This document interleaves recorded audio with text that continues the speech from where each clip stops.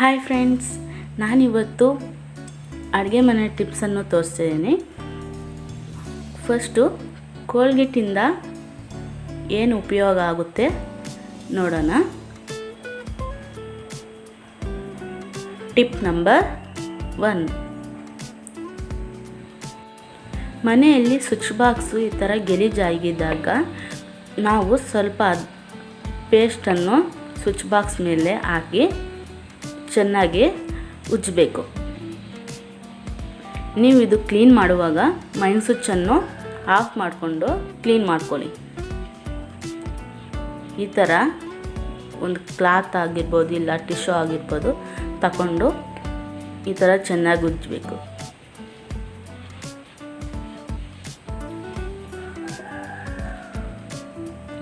Two minutes ಆದಮೇಲೆ ಒಂದು ಬಟ್ಟೆ ತಗೊಂಡು ಕ್ಲೀನಾಗಿ ಒರೆಸ್ಕೊಂಬಿಡಿ. ನೋಡಿ, ಎಷ್ಟೇ ಗಲೀಜಾಗಿರೋ ಸ್ವಿಚ್ ಬಾಕ್ಸ್ ಅನ್ನೋದು ಕ್ಲೀನಾಗುತ್ತೆ.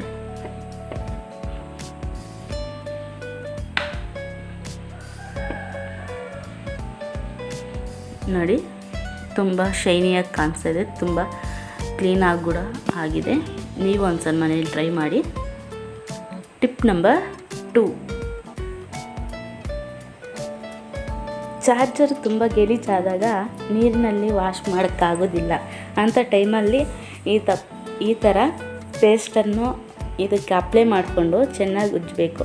ಈ ಥರ ಉಜ್ಜಿಕೊಂಡು ಒಂದು ಬಟ್ಟೆ ತಗೊಂಡು ಕ್ಲೀನಾಗಿ ಒರೆಸ್ಕೊಂಬಿಡಿ.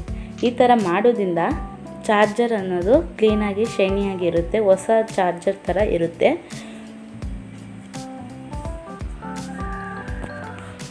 ಈ ಟಿಪ್ ಒಂದ್ಸರಿ ಮನೆಯಲ್ಲಿ ಟ್ರೈ ಮಾಡಿ ನೋಡಿ. ಹೊಸದಾಗಿ ನನ್ನ ಚಾನಲನ್ನು ಯಾರು ನೋಡ್ತಾ ಇದ್ದಾರೋ, ಇದುವರೆಗೂ ನನ್ನ ಚಾನಲನ್ನು ಯಾರು ಸಬ್ಸ್ಕ್ರೈಬ್ ಮಾಡ್ಕೊಂಡಿಲ್ವೋ ಪ್ಲೀಸ್ ನನ್ನ ಚಾನಲನ್ನು ಸಬ್ಸ್ಕ್ರೈಬ್ ಮಾಡ್ಕೊಳ್ಳಿ. ಪಕ್ಕದಲ್ಲಿರೋ ಬೆಲ್ ಐಕನನ್ನು ಕ್ಲಿಕ್ ಮಾಡಿ, ನನ್ನ ಎಲ್ಲ ನೋಟಿಫಿಕೇಷನು ಬರುತ್ತೆ. Please support my channel.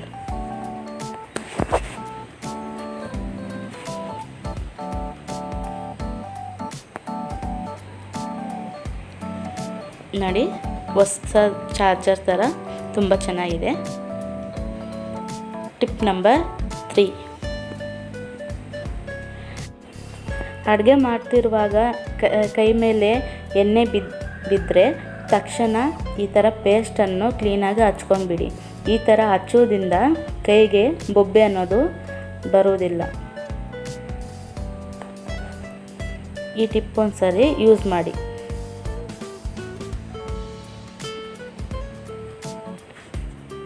ನನಗೆ ಈ ಟಿಪ್ ಅನ್ನೋದು ತುಂಬ ಉಪಯೋಗ ಆಗಿದೆ. ಟಿಪ್ ನಂಬರ್ 4, ಮನೆಯಲ್ಲಿ ಈ ಥರ ಮಿರರು ಗಲೀಜಾದಾಗ ಸ್ವಲ್ಪ ಅದರ ಮೇಲೆ ಪೇಸ್ಟನ್ನು ಹಾಕ್ಕೊಂಡು ಒಂದು ಬಟ್ಟೆ ಇಲ್ಲ ಅಥವಾ ಟಿಶ್ಯೂ ಪೇಪರನ್ನು ತಗೊಂಡು ನೀರಿನಲ್ಲಿ ಒದ್ದೆ ಮಾಡಿಕೊಂಡು ಈ ಥರ ಕ್ಲೀನಾಗಿ ಉಜ್ಜಿ. ಈ ಥರ ಮಾಡೋದ್ರಿಂದ ಮಿರರ್ ಅನ್ನೋದು ಕ್ಲೀನಾಗೂ ಇರುತ್ತೆ, ಶೈನಿಂಗ್ ಆಗೂ ಇರುತ್ತೆ. ಈ ಥರ ಕ್ಲೀನಾಗಿ ಉಜ್ಕೊಂಡ್ಬಿಡಿ. ಒಂದು 2 ಮಿನಿಟ್ಸ್ ಆದಮೇಲೆ ಒಂದು ಬಟ್ಟೆ ತಗೊಂಡು ಈ ಥರ ಕ್ಲೀನಾಗಿ ಒರೆಸ್ಕೊಂಡ್ಬಿಡಿ. ನೋಡಿ, ಮಿರರ್ ಅನ್ನೋದು ಎಷ್ಟು ಕ್ಲೀನಾಗಿ ಕಾಣಿಸ್ತಿದೆಯೋ, ಶೈನಿಂಗಾಗಿ ಕೂಡ ಕಾಣಿಸ್ತಿದೆ.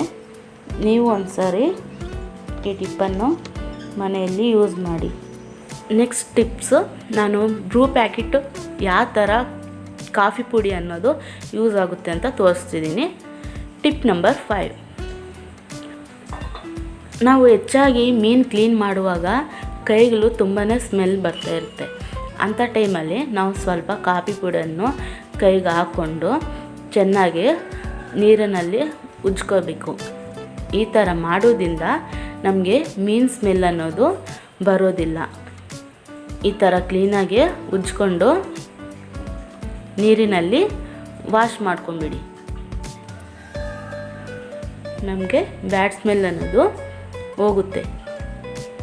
ಈ ಟಿಪ್ಪನ್ನು ಮನೆಯಲ್ಲಿ ಒಂದ್ಸರಿ ಟ್ರೈ ಮಾಡಿ.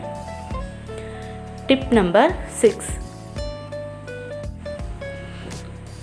ಮನೆಯಲ್ಲಿ ಹೆಚ್ಚಾಗಿ ಕಾಫಿ ಪುಡಿ ತಂದಾಗ ನೀರು ಬಿಟ್ಕೊಳ್ಳುತ್ತೆ. ಅಂಥ ಟೈಮಲ್ಲಿ ನಾವು ಒಂದು ಕ್ಲಾತನ್ನು ತಗೊಂಡು ಅದರಲ್ಲಿ ಅಕ್ಕಿಯನ್ನು ಹಾಕ್ಕೊಳ್ಳಿ. ಹಾಕ್ಕೊಂಡು ಅದನ್ನು ಫೋಲ್ಡ್ ಮಾಡಿ ಇದಕ್ಕೆ ನಾನು ರಬ್ಬರನ್ನು ಟೈಟಾಗಿ ಹಾಕ್ಕೊತಿದ್ದೀನಿ. ಈ ಥರ ಹಾಕ್ಕೊಂಡು ನಾನು ಬಾಕ್ಸ್ ಒಳಗೆ ಹಾಕ್ಕೊತಾ ಇದ್ದೀನಿ. ಈ ಥರ ಮಾಡೋದ್ರಿಂದ ಕಾಫಿ ಪುಡಿ ಅನ್ನೋದು ನೀರು ಬಿಟ್ಕೊಳ್ಳಲ್ಲ, ಅಕ್ಕಿ ಅನ್ನೋದು ಅಬ್ಸರ್ವ್ ಮಾಡ್ಕೊಳ್ಳುತ್ತೆ. ಟಿಪ್ ನಂಬರ್ 7, ನಾನೊಂದು ಕಾಟನ್ ಬಟ್ಟೆಯನ್ನು ತಗೊಂಡು ಅದರಲ್ಲಿ ಕಾಫಿ ಪುಡಿಯನ್ನು ಹಾಕ್ಕೊತಿದ್ದೀನಿ. ಈ ಥರ ಹಾಕ್ಕೊಂಡು ಅದನ್ನು ಕ್ಲೀನಾಗಿ ಫೋಲ್ಡ್ ಮಾಡ್ಕೊಳ್ಳಿ. ಅದಕ್ಕೊಂದು ರಬ್ಬರನ್ನು ಹಾಕ್ತಿದ್ದೀನಿ. ನಾನು ಇದನ್ನು ಫ್ರಿಜ್ಜಲ್ಲಿ ಇಲ್ಲ ಕಬೋರ್ಡ್ಸಲ್ಲಿ, ಬಟ್ಟೆ ಕಬೋರ್ಡ್ಸು, ಬುಕ್ಸ್ ಕಬೋರ್ಡ್ಸು, ಯಾವುದೇ ಕಬೋರ್ಡ್ಸಲ್ಲಿ ನಾವು ಇದನ್ನು ಇಟ್ಕೊಳ್ಳೋದ್ರಿಂದ ಇದೊಂದು ರೂಮ್ ಸ್ಪ್ರೇ ಥರ ನಮಗೆ ಯೂಸ್ ಆಗುತ್ತೆ. ಟಿಪ್ ನಂಬರ್ 8, ನಾನು ಇನ್ಸ್ಟೆಂಟ್ ಕಾಫಿ ಪುಡಿಯನ್ನು ತಗೊಂಡು ಇದರಲ್ಲಿ ಲೆಮನ್ ಮತ್ತು ಶುಗರನ್ನು ಆ್ಯಡ್ ಮಾಡ್ಕೊತಿದ್ದೀನಿ. ನೀವು ಇದಕ್ಕೂ ಹಾಲು ಸಹ ಆ್ಯಡ್ ಮಾಡ್ಕೋಬೋದು. ಇದೊಂದು ಸ್ಕ್ರಬ್ಬರ್ ಥರ ಯೂಸ್ ಆಗುತ್ತೆ. ಇದನ್ನು ಕ್ಲೀನಾಗಿ ಅಪ್ಲೈ ಮಾಡ್ಕೊಳ್ಳಿ.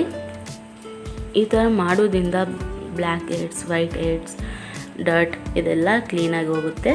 ನಮ್ಮ ಸ್ಕಿನ್ ಅನ್ನೋದು ಬ್ರೈಟಾಗಿ ಕಾಣಿಸುತ್ತೆ. ಕ್ಲೀನಾಗಿ ಈ ಥರ ಮಾಡಿಕೊಂಡು ಮಸಾಜ್ ಥರ ಮಾಡ್ಕೊಳ್ಳಿ. ನಿಮಗೆ ನನ್ನ ವಿಡಿಯೋದಲ್ಲಿ ಯಾವ ವಿಡಿಯೋ ಅಂದರೆ ಇಷ್ಟ ಆಯಿತೋ ನನಗೆ ಮೆಸೇಜ್ ರೂಪದಲ್ಲಿ ತಿಳಿಸ್ಕೊಡಿ. ಮತ್ತಷ್ಟು ವಿಡಿಯೋವನ್ನು ನೋಡೋದಕ್ಕಾಗಿ ಸ್ವಾತಿ ಚಾನಲನ್ನು ಸಬ್ಸ್ಕ್ರೈಬ್ ಮಾಡ್ಕೊಳ್ಳಿ. ಹಾಗೂ ನಿಮ್ಮ ಫ್ರೆಂಡ್ಸ್, ಫ್ಯಾಮಿಲಿ ಮೆಂಬರ್ಸ್ ಕೂಡ ನನ್ನ ಚಾನಲನ್ನು ಸಬ್ಸ್ಕ್ರೈಬ್ ಮಾಡ್ಕೋದು ಹೇಳುವುದನ್ನು ಮರಿಬೇಡಿ. Thank you.